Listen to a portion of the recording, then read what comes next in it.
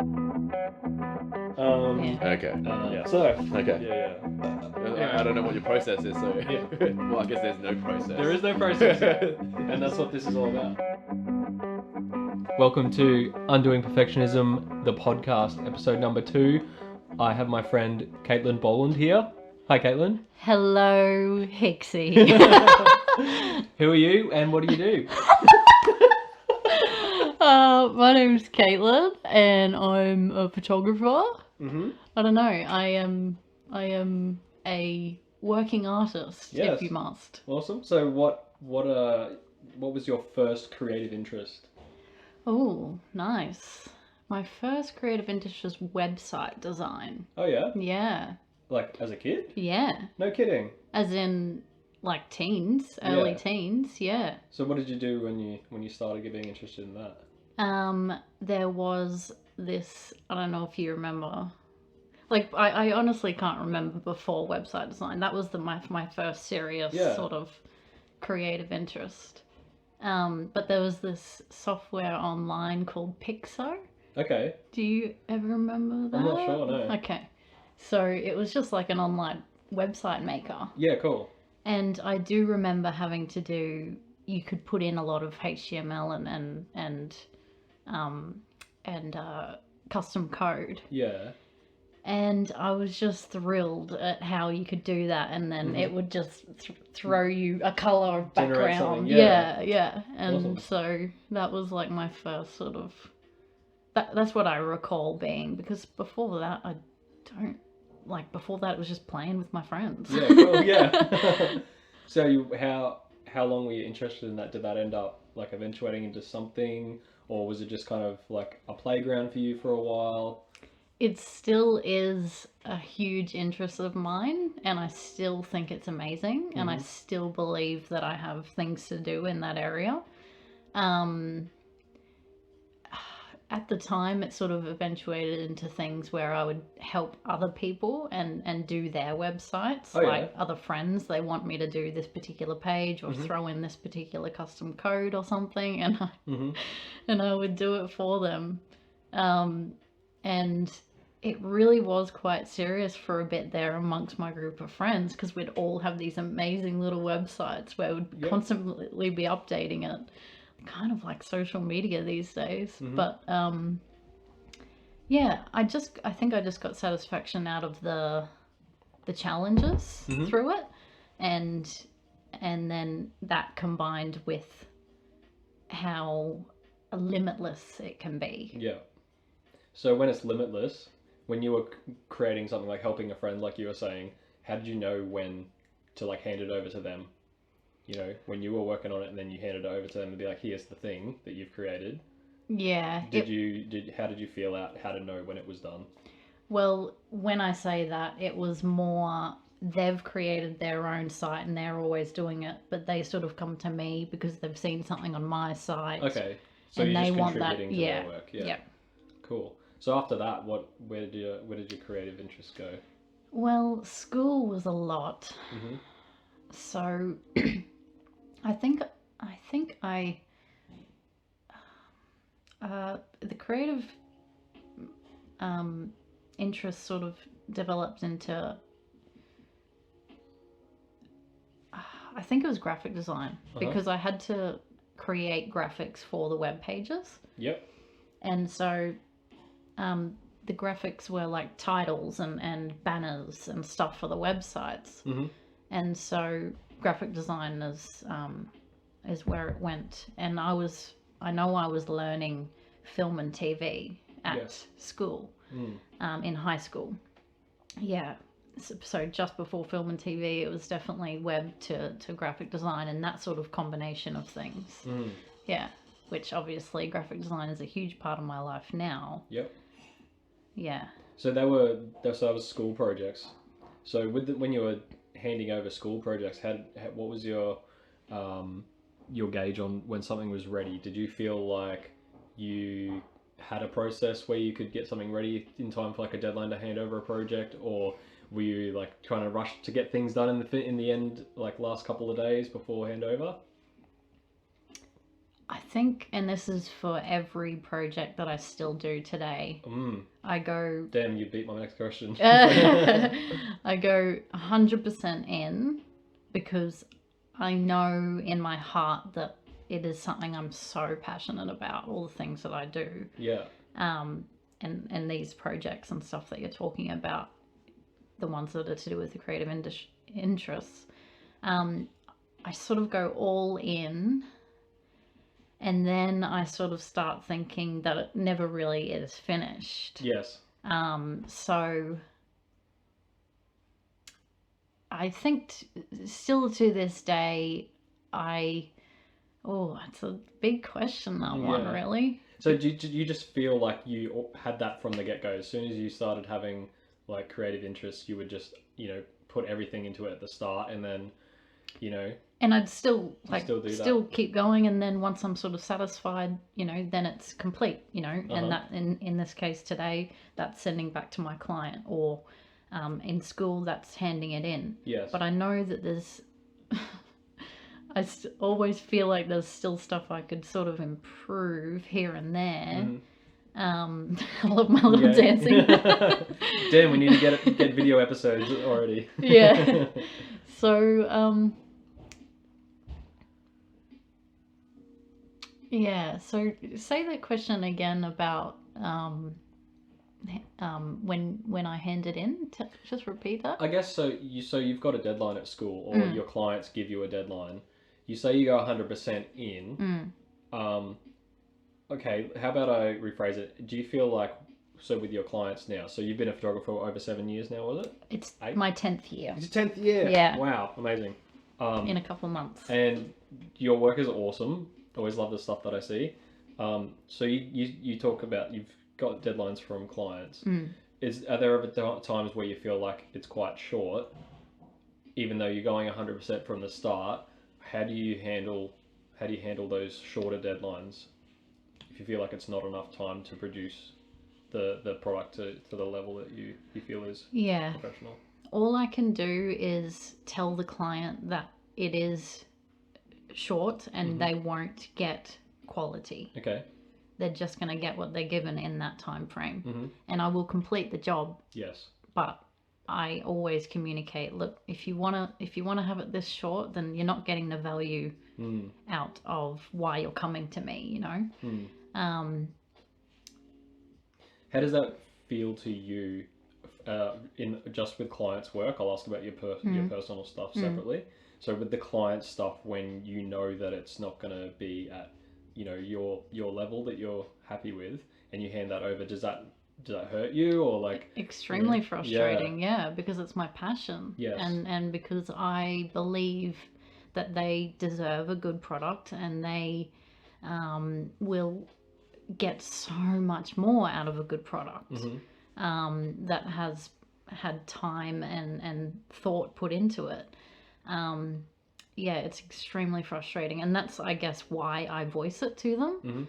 I want to let them know that, look, you're gonna get what you're given, and I wish I could give you I wish you'd give me a little bit more time, because I really see some goodness in this. See the potential. And that could be like the most simple silly little things that are just going to be stuck around online to advertise something for the next couple of months, and then that's it. But I still care because that's their brand, that's their passion that I'm contributing to, and so cool.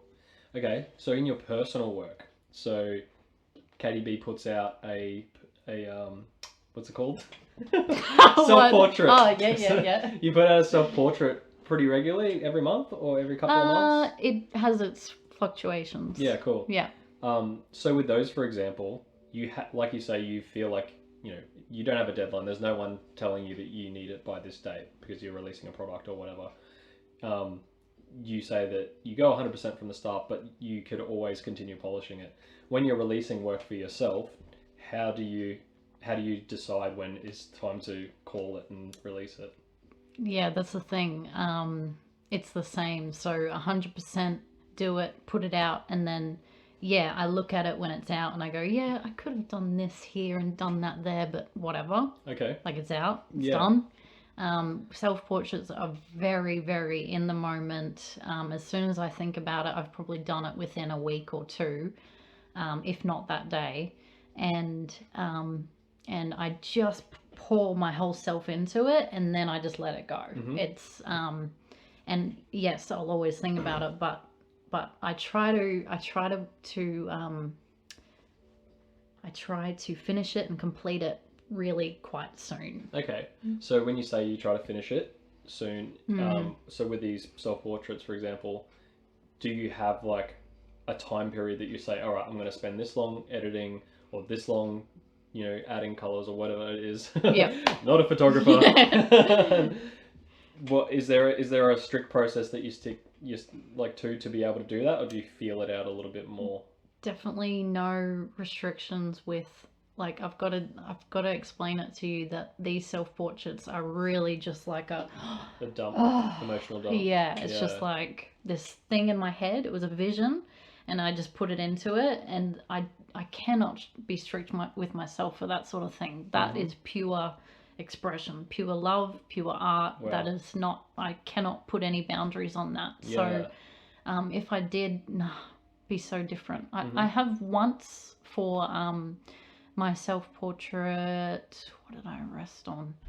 I think it might have been a Halloween portrait where... So you felt like the process was a little bit different, or you found it more difficult to release it? It was the first time I sort of spent maybe a week before I actually posted it, and when I say posted, that's sort of my completion, because I like to share it. Yeah, like publishing is kind of when you're just saying calling it done. Yeah. So I kind of spent a bit longer on it, and there was things that I fixed and there was things that I touched, which I was grateful for, but I didn't think it was really necessary or worth the wait. So I just didn't really care. So with that one in particular that felt a little bit different to all the others you've done, was there something obvious about it that made it, made it difficult for you to publish it, or was there something external not related to the art itself that you felt was holding you back from publishing that? It was purely because I wanted to test out waiting. Okay, interesting. Because that's what you're asking is, did you be strict with yourself and set time limits and stuff? I bring that one up because I did try it for that. So there was no reason other than just trying to just wait before I let it go. So you gave yourself a date further, later on. Yeah. And within that time you just felt like, did you end up touching it, changing it during that time? Yeah. And do you feel like that added much value to have done that, or? No, that's what I mean. Yeah. I just, it didn't really affect anything. I didn't find it was worth waiting or anything. So you feel like regardless to whether you wait or whether you release it now, you still find you critique yourself the same. Yeah, and that critiquing isn't really anything other than just the ego wanting to be better and protecting yourself and caring about what people think, really. So yeah, I didn't want to continue putting those wait times and strictness on it because didn't really change much. So cool. Yeah, that's something I'm really trying to dig into in this podcast, is that feeling of releasing something, because I've been the kind of person that just doesn't release my work almost at all. So hence the challenges I do is all about just getting stuff done. And it's interesting digging into people like yourself and Jackson who have Jackson is just very much get it done. You've got your process, which is similar to get it done. May I ask why you don't sort of want to share as much? That's just what this whole process is about undoing perfectionism, because I don't understand it. And I hope that people that listen, maybe they're in a similar kind of position, and then they're trying to figure out why it is that they find it difficult to just work through their process. Always called myself a creative person, but for some reason I just hold on to them and find it difficult to publish them or get them out, and and like I'm learning, regardless to whether it's earlier or later, I still critique myself either way. So Yep. it's about learning that, learning that it doesn't matter either way, and just calling something done. Yep. Yeah. So you feel like from the get-go, your creative process is you've always had that 100% from the get-go. So what has changed since then? If the main thing about you putting your all into it from the start, what has changed over the years from when you're first interested in web design to being a professional photographer now? I think so. Going back to the first half of your question, I'll just comment that this is something that has always felt right within my heart. I've always just gravitated towards anything to do with visual media. And I feel like it's very natural for me to just get it and understand it and do it.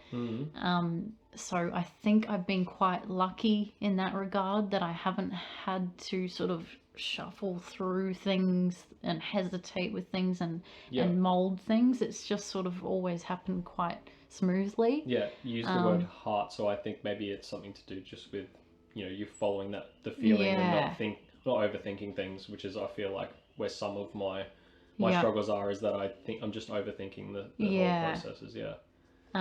So what has really changed is only to do with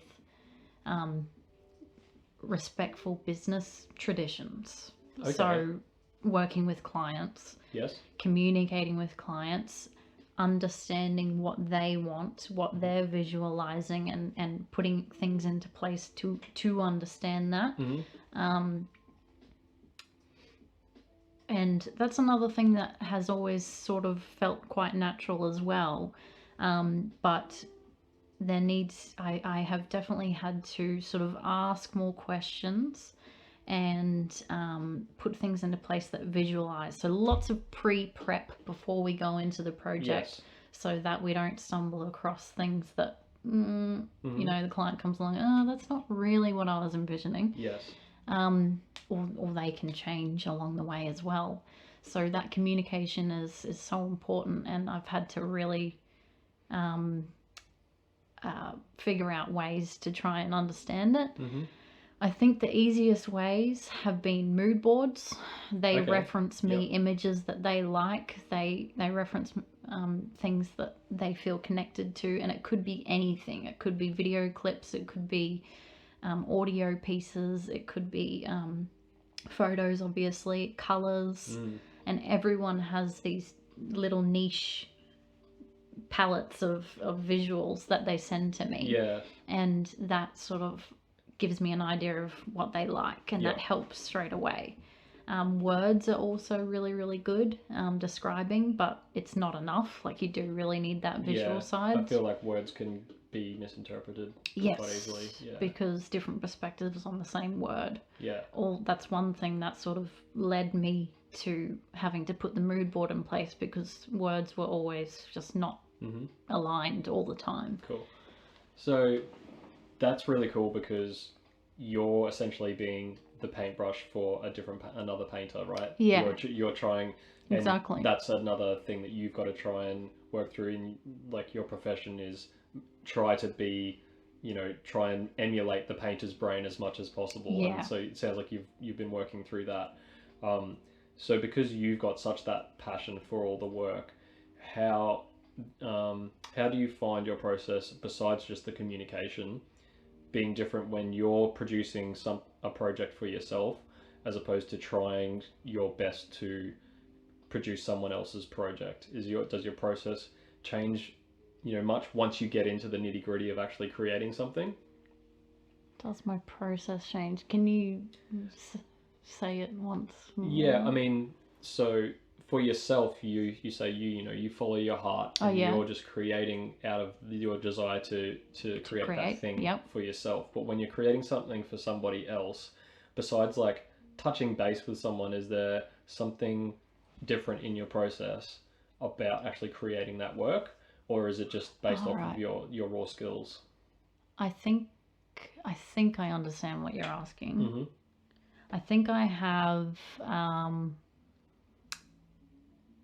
advertise myself and my business as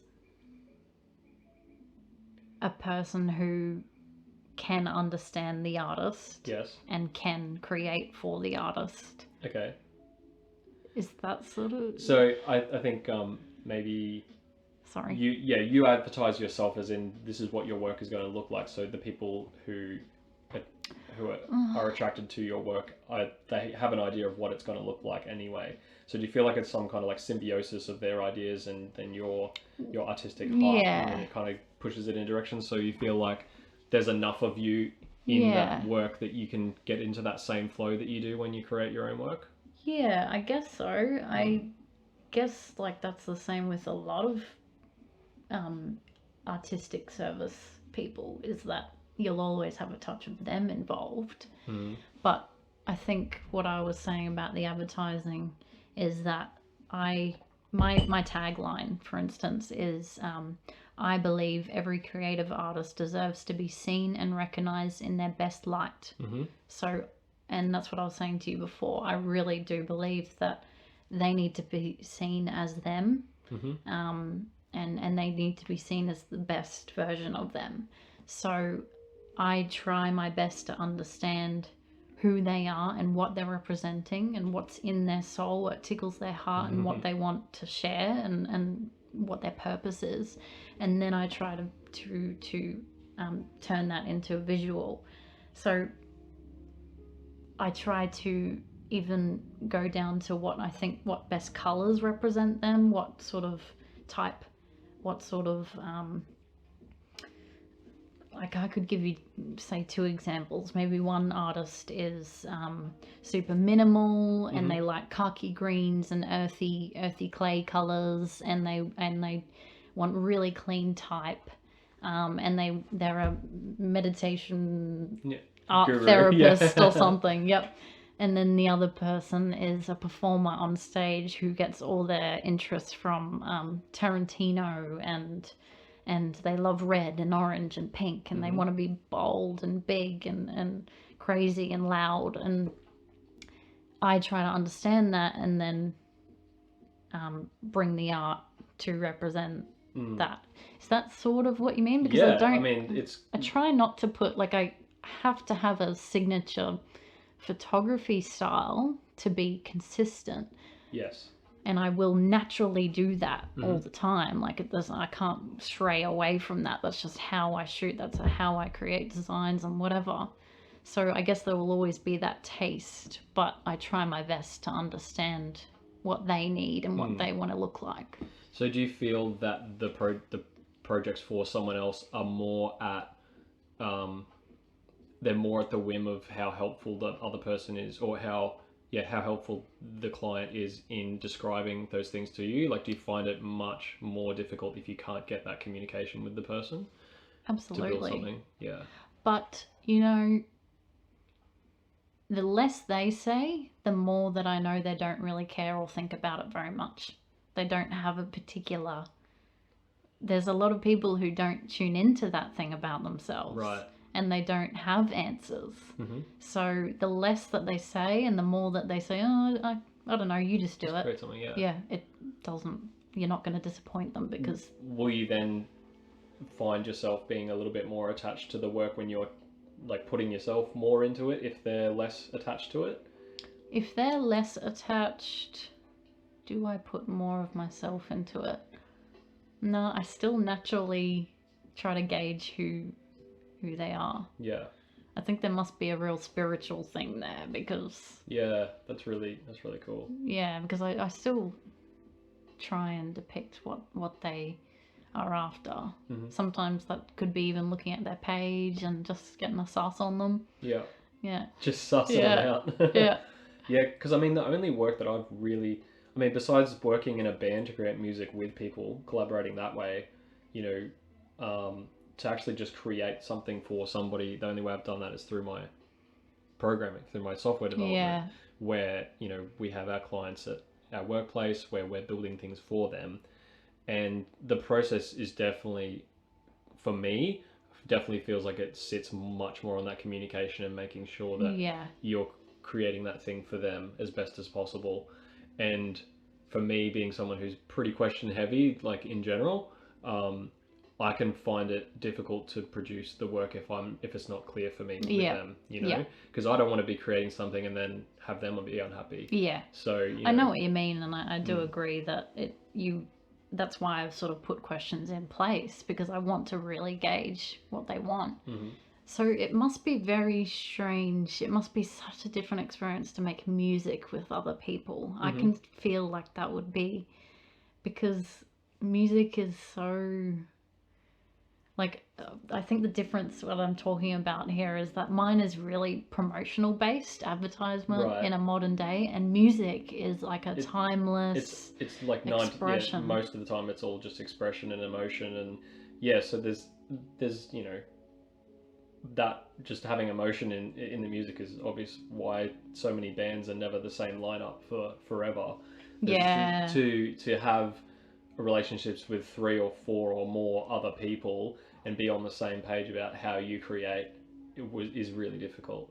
How did you find it, like, as yourself, who I always see as such like a lover of being solo? Yeah. Like in your activities, how did you find? Yeah, like an independent person, of course, there's conflict, like, you know, but sometimes you just vibe with people so different, you know. So with some people, there would just always be an energy where everything that you suggest to each other is just yeses. And then other people, your suggestions might be more like, oh, I'm not sure, or it might just be straight no's. So navigating that is definitely difficult, particularly when you haven't actually agreed on a process and how you know, say like using deadlines, for example. So on the last podcast, Jackson, you talked about booking in an album recording for like a couple of weeks space in a few months' time or something. So they'd given themselves that time, and it's just like, we're going to create this music, it's going to be done then, and that's it. And they've just gone and done it, and they got it done, which is amazing. I've never reached the point with a band where we've actually done a whole album. I've done a single, but we never had a time limit on it, so it took over a year to end up recording one song. You know, so, you know, I feel like deadlines is definitely something that are quite new to me, that I'm experimenting with to get things done, because otherwise, with all that emotion, you know, stuck, and the ego stuck in what you're creating, nothing ever happens. You know, you just keep polishing it. Like you say. Exactly. So getting close to wrapping it up. So I've got one little question that backfired last episode, but we'll see how we go this time. So, do you have a piece of work, whether it be, well, probably more leaning towards your personal work, that you feel like you hadn't finished and it's still sitting there unfinished, or something that you've always wanted to do that you haven't done? And what I'm trying to do is challenge you to call it done. So if you have, can you think of whether it be a photograph or something else, even if it's, I know you've done like a little bit of painting just for fun. If there's something sitting there that maybe you haven't published, or you haven't shared on social media because you felt like you weren't finished with it. Can you think of anything you've got lying around?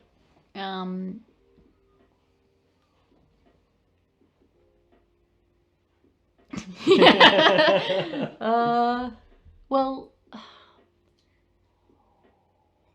I would say it connects to the very start of our conversation about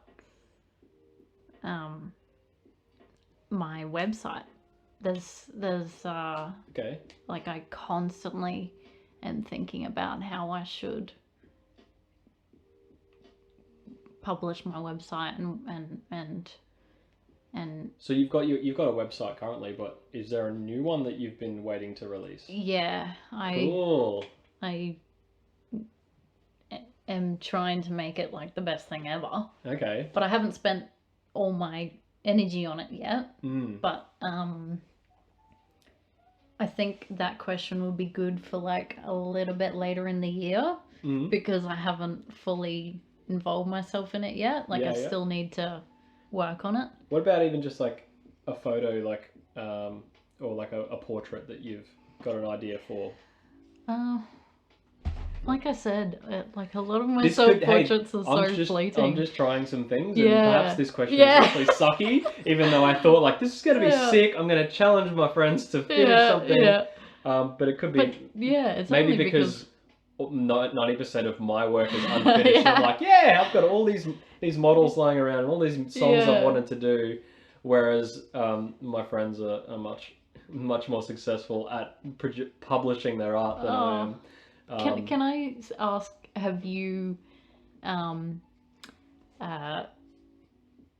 focused on the advantages and positives of finishing and releasing something? Is that something that you think about often? Because that could be something to really help. No, like I'm generally a pretty positive person in life, but as far as like the process and thinking how I would feel when something's finished.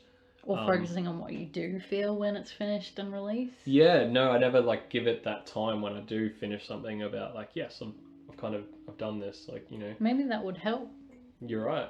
I mean, I did release a song a demo song on SoundCloud like a year or two ago, and I gave myself a deadline and I released the song, and it was just kind of like there, but you know, maybe I didn't celebrate it enough. Maybe that's something I need to do. Time for the next one.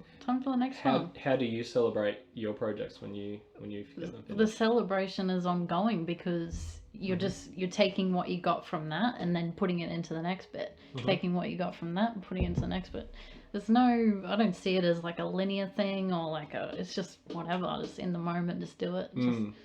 Yeah. So, you say you do something and you learn from it. Do you have a process about the learning after you've released something where you'll maybe take some notes or something like that? So rather than just trying to remember them. Yeah.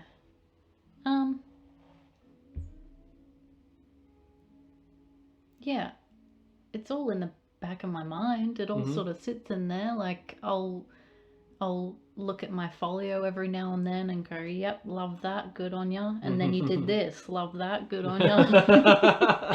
It's always just like this. I look back at things I did a couple of years ago and go, oh, I need to do that again, incorporate it in this, cool. You know, like paint some backgrounds for some portraits, and let's revisit that again. So you really look at some of your old work for your own inspiration. Yeah, you inspire and take yourself it back. from the past. Because that's cool. You did that, you released it, there was stuff you liked about it, so take that with you for the next piece. So like I said, it's an ongoing celebration. So cool.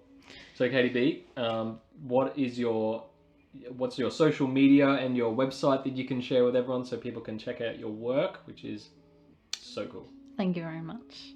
My Instagram is the most sort of up-to-date and ongoing, which is at KTB Says Relax, and my website is ktb.media. Awesome.